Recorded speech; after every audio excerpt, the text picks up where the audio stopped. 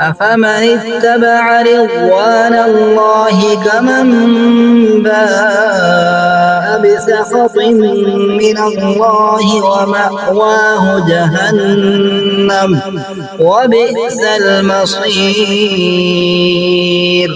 هم درجات عند الله والله بصير بما يعملون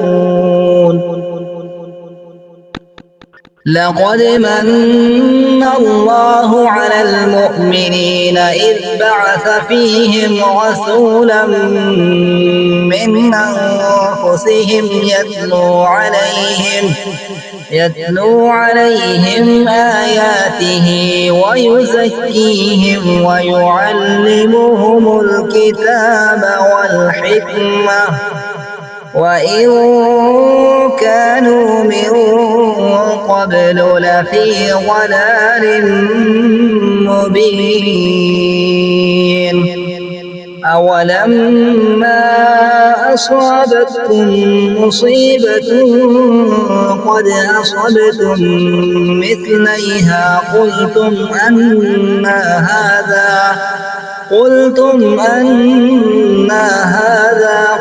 هو من عند أنفسكم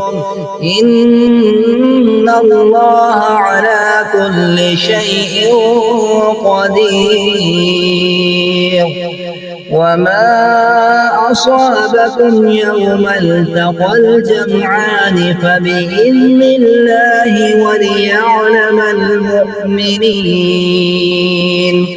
وليعلم الذين نافقوا وقيل لهم تعالوا قاتلوا في سبيل الله أو ادفعوا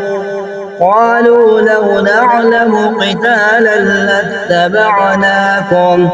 هم للكفر يومئذ أقرب منهم للإيمان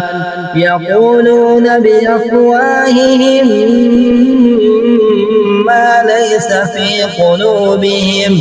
والله أعلم بما يكتمون